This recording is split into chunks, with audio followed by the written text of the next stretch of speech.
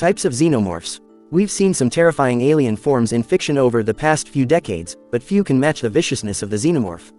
Ridley Scott's 1979 classic introduced us to this ruthless and hostile species, and we've seen them in various forms ever since. The xenomorph has now become one of the most iconic monsters, and each new entry in the Alien franchise adds something more to the creature. They reveal new forms and characteristics of the species we've never seen before, and they continue to add depth to the mythology and design of this merciless creature. It's been over 40 years since H.R. Giger and Ridley Scott introduced the monster, and since then, it has continually transformed and destroyed any life unfortunate enough to come into contact with it. In this video, we'll explore the different types of xenomorphs, species stages, if you will, and now it's time to revisit the most terrifying aliens in cinematic history. Before we get into our explanation, we have a very small request. If you like our content, please support us by subscribing to our channel. This is a click for you, but for us it means a lot. Thank you. Let's get started. The egg is often considered the first stage in the xenomorph life cycle. This stage, also called the ovomorph, resembles an egg-shaped capsule. Inside it is a facehugger, often considered the first stage in the xenomorph life cycle. The queen lays eggs, and sometimes the metamorphosis process in prey also produces eggs. The egg is nearly lifeless and more like a container containing a real threat inside. However, there's more to this state than meets the eye. It's believed that the facehugger and egg coexist in a symbiotic relationship. Their greatest ability is quickly detecting potential hosts. They have a rudimentary central nervous system that allows them to detect nearby victims. The eggshell may also contain some sensory organs. When a host is identified, the top of the egg opens like a lid and the facehugger emerges to attach to the victim. When the egg is laid, it already contains a fully formed facehugger, always ready to be launched at the victim. The egg is quite large, about 2.5 feet tall, and these brownish-black eggs appear white and gray as they mature. This function suggests that the egg is more than just a container. But a complete organism is surprisingly durable too, and if an egg falls on the Earth's surface it will bounce rather than shatter. The facehugger remains safely inside, even if the gravitational forces are 3 times greater than those on Earth. It's equally challenging to try and break one of these eggs open. There's a defensive mechanism that allows acid to shoot out from any incision made. On one occasion, the eggs were seen surrounded by a protective fog that even damaged communication systems. Usually, an egg contains just one facehugger, but there are cases where up to 4 were found inside. These are hyperfertile eggs, and it's sort of like evolution from the normal type. The ideal incubation takes place in warm, humid conditions, and if necessary, the egg can safely house the facehugger for thousands of years. Ultimately, however, there's a use-by date for the egg, and after a certain period of time, the facehugger dies. There's a saying that if a facehugger gets in your face, it's best to commit suicide because the fate otherwise is much worse. This is the stage 1 of the xenomorph species and is born from the egg. The purpose of the facehugger is to somehow implant the breastburster. Inside the living host, the facehugger isn't actually very powerful because all it can do is spit acid to gain access. It relies on a stealth attack more than anything. If the victim is somehow immobilized, that certainly helps the cause. The facehugger stage is short-lived because once the job is done, it dies. The creators have given the facehugger a rather unique appearance. It has fused skeletal hands and a strange, spine-like tail that can help the creature leap powerfully.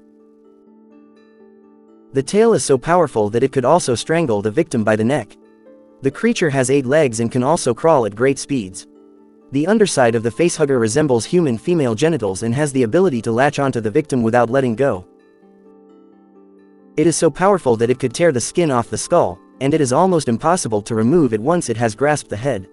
If the facehugger senses that outside forces are trying to take it from them, it will immediately kill the host from the lower part of their body.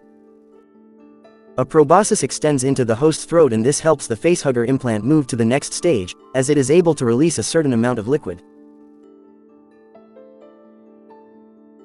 A sedative on their host that puts them into a coma, as they are not very strong individually and rely on stealth, size and agility help the creature inside the egg. They are inert and lifeless, but the moment a host body is detected, it springs into action. They like the element of surprise in their attacks, but they are also fast enough to chase down fleeing victims. The only weakness of this creature is that outside the egg they can only survive for up to 120 hours at most if the host dies, the facehugger immediately breaks free and begins searching for a new one. There are several instances where we see the facehugger in action even when drowning. The creature has shown clear signs of intelligence, and with such flexibility it is not surprising there are only a few instances where the host has managed to break free. Royal facehugger. This is a unique variant of the facehugger and is also known as the super facehugger. This creature can implant queen embryos, and this answers the confusion about how xenomorph queens are created. One possible explanation is that the host is impregnated with the queen breastburster. The royal facehugger is like an enhanced version of the species, as they are able to implant multiple embryos in multiple hosts before dying. Another normal xenomorph embryo was supposed to protect the queen's baby. Until it's vulnerable, royal facehuggers also originate from eggs laid by queens, but are much larger than usual, have special armor and a razor-sharp tail that makes them more than a capable defender. These creatures have webbed claws and in the comic book versions are shown to have spines on their backs. Under the usual circumstances, a royal facehugger can impregnate two separate victims with breastbursters. One of these would be the baby queen while the other would be the protecting xenomorph. They would also be able to survive longer than normal facehuggers without impregnating a victim. The royal facehugger hasn't been seen on screen for a long time, but it's clear that the creature dies after successfully impregnating the hosts. Alien 3 was initially supposed to have a longer royal facehugger feature, but they eventually decided to change it to a normal one. They have a much more extensive lore in the comic book versions, and we particularly love their inclusion in Alien vs. Predator. The deadliest of the species has often been presumed to be more intelligent than normal facehuggers, and its ability to remain cloaked effectively proves the concept. The chestburster is referred to as a stage 2 xenomorph and is the infant form, which is the third stage in the creature's life cycle. It is possibly one of the most horrific methods of gestation and is implanted into the chest cavity of a host by a facehugger. Once matured, it emerges, tearing open the victim's chest, and the host's body experiences the most brutal death imaginable. They begin to feel cramps and soon switch to uncontrollable convulsions before the creature finally emerges. Chest huggers are not necessarily huge and are only about a foot tall and almost 2 feet long in terms of their appearance. Chest huggers are like large worms. They have metallic teeth and a strong tail which allows them to move at great speeds. Some of them also possess some form of arms, but it is usually not the case. There is a theory to suggest that when the gestation period is longer, arms are present at birth, but a shorter time period results in stumps instead of arms. There is another gruesome case where chest huggers are unable to leave the host's body. This could be due to that the rib cage is too strong to break, and in such cases the host dies due to the presence inside the body. Eventually, the creature leaves the body when it is strong enough. However, if the host dies too early during the development process, it could be fatal for the embryo.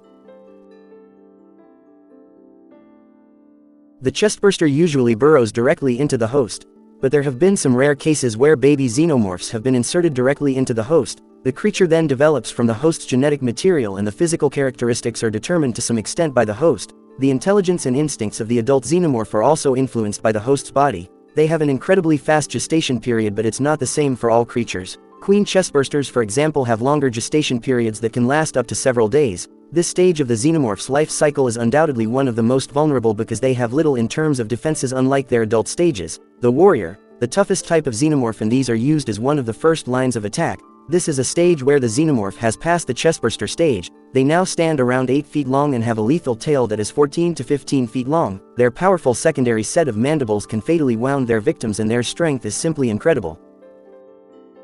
These creatures are so incredibly strong that they could break through metal pressure doors without much trouble. They are experts at blending into their surroundings and often go unnoticed before it's too late. These warriors possess a strong head that can be used to ram their targets, and are powerful enough to knock out a Yautja hunter. Even if an alien warrior is killed in combat, they explode in a torrent of molecular acid that could take down an enemy. Their acidic blood can cause serious injuries, and if anyone gets close to the dying warrior, there is no escape. They are quite intelligent and are aware of the acidity of their blood. On occasion, the creature has used these qualities to get its way in difficult situations. These creatures have been observed to be able to plan their attacks, so their intelligence is a key component, combined with their aggressiveness. The history of the warrior is quite interesting, and their appearance in the films has constantly changed. Later additions to the franchise showed bladed versions of the tail, which can also be used to navigate through water.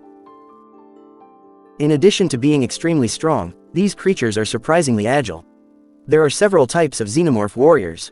Some believe that the warriors are basically adult drones. And that could well be the case. Queen. The queen is the mother and a powerful leader of a hive of xenomorphs, and these are one of the largest xenomorphs seen. Not only are they larger than the average xenomorph, However, they are also much stronger and more intelligent. In fact, they have demonstrated a vengeful nature and complex thinking that the average xenomorph simply doesn't possess.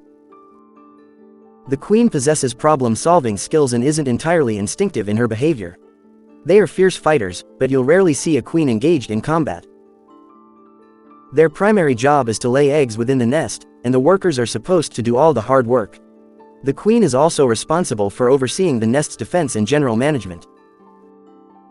When these creatures lay eggs, they are barely able to move, making it crucial that the nest is well protected. They exert control over other xenomorphs in the nest and demonstrate their intelligence and leadership skills. The queen is also nearly twice the size of a drone and has longer arms. She also has double jaws armed with razor-sharp teeth and a second pair of arms under her chest.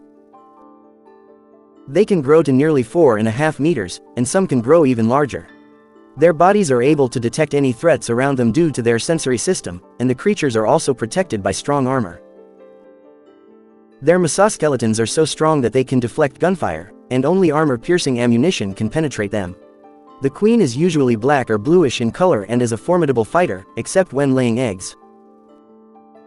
These creatures can lay up to 15 eggs per nest, and during this time the others must protect their queen. No matter how ferocious she is, these creatures are very affectionate with their young. There have been cases where an individual threatened to destroy the queen's eggs and managed to escape by exploiting this threat. These creatures live longer than other xenomorphs, and their special adaptations allow them to thrive in all conditions, even extreme cold. They can suspend their metabolism in a form of hibernation. Runners are also called alien dogs, and as the name suggests, these creatures are extremely fast. These xenomorphs operate like centuria and are capable of spitting acid from their mouths. Physically, they are different from the human-derived xenomorphs, and this is simply because the xenomorphs absorb some aspects of their hosts. They can walk or stand on their hind legs and are considered the fastest among the xenomorphs. However, although runners can outrun most species, they do not have the same strength when compared to drones, so their speed is their greatest asset and they must use it intelligently to overcome their enemies. They also have a powerful tail that can stun victims and can be used to attack. Also, chestbursters are not always born. These creatures are created when a single hide population exceeds 300, and they assume the role of troop commander or guardian of the queen. Their scope of operations is largely limited to the hive, and they are one of the largest xenomorph strains ever. They are also among the strongest, closely resembling the queen in appearance.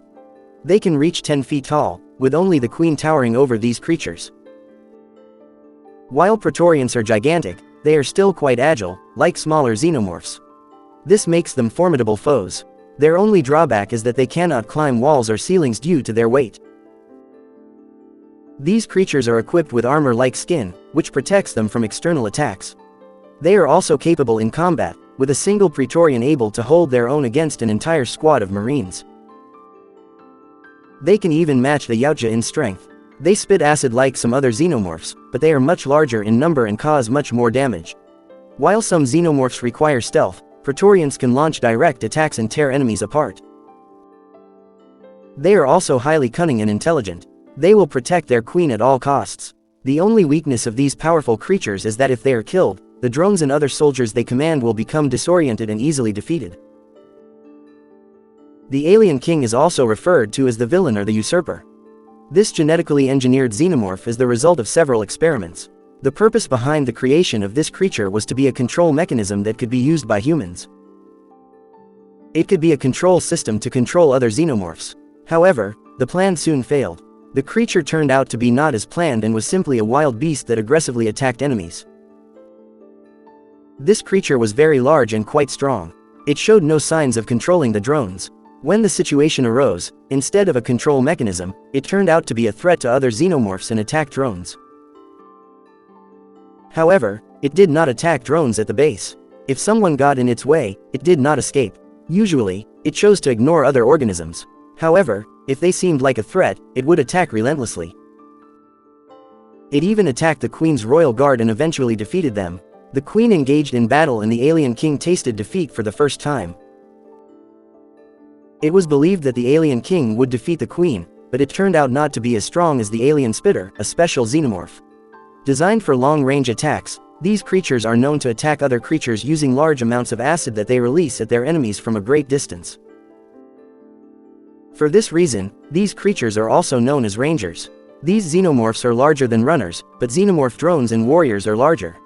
Colonial Marines face this threat, and their acid-spraying abilities have claimed several lives. The spitting alien's head crest resembles that of a queen or praetorian. These crests contain several pockets that store acid, but these also pose a threat to the creature itself. If these pockets rupture, the spitting alien explodes in a pool of acid. Not only will anyone within the radius be severely injured, but it will also kill the creature. They also have a powerful, axe-like tail, which acts as a weapon. Like some of their smaller counterparts, they prefer to attack from a distance, as they are vulnerable to close-range combat.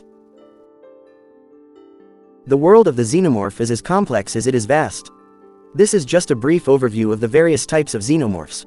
And diving into the vast mythology can be interesting and exciting at the same time, and if you like our content, don't forget to leave a like and subscribe to us if you haven't already. That's great, and stay safe. Thank you all.